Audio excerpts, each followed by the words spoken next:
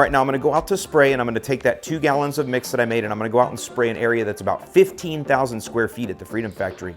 Keep in mind, I'm not blanket spraying, I'm just spot spraying or zone spraying. And when I do that, I'm basically walking back and forth in rows. My spray width is about 30 inches or so I'm basically walking 30-inch rows up and 30-inch rows back and forth and back and forth, doing my best to just line things up tip to tip and edge to edge as I go back and forth. Every time I see a weed, I actuate the handle and I spray. Now let's slow this down and let's put it into real time.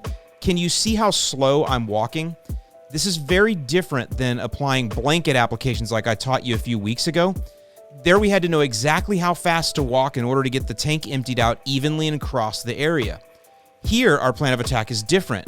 These applications are not being watered into the soil. Instead, we're individually targeting spots or zones where weeds are growing. We are literally spraying the weed control onto plants or in an area where a lot of targeted plants are growing together. So with that in mind, when you're spraying weeds, the main goal is to get the weeds wet with the weed killer so it can absorb into them. You want them fully coated and completely wet. If you walk too fast, you'll not completely saturate the entire plant, especially like you see here when the target are these big patches of clover. It's also more difficult to see weeds in thicker grass if you're walking too fast, so you need to slow down just so you can spot them easier. Now, spraying weeds like this and walking slow, it can feel tedious. You really need to resist the urge to speed up and run through it. You also want to resist the urge to move over to the right or to the left if you see one on the side. You need to keep straight in your rows. Keep that wand straight in front of you. Keep that tip right about knee height and don't move it. Keep it in a fixed position as you go row upon row, walking slowly and spraying as you see weeds in front of you, and again, coating them until they're wet. This is the best way to spray weeds with a backpack sprayer, and it keeps it simple.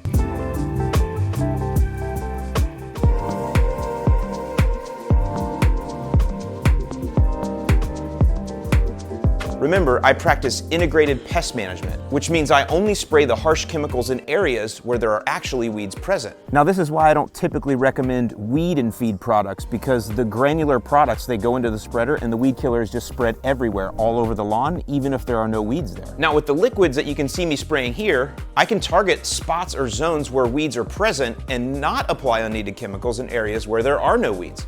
This results in a lower amount of chemical being applied to the ground and an overall reduction in what I call pounds on the ground. There's just less chemical on your ground because you spot sprayed instead of blanketed. Now, after you spray, you should start seeing results in about 6 or 7 days or so, but there are some compounds in here that continue working long after, which is why on the label it tells you if you need to retreat, you need to wait a minimum of 30 days. Now, I want to reiterate with the image here is that you do not want to spray when temperatures are over 85 degrees, which makes this an excellent choice for spring and fall applications in warm climates.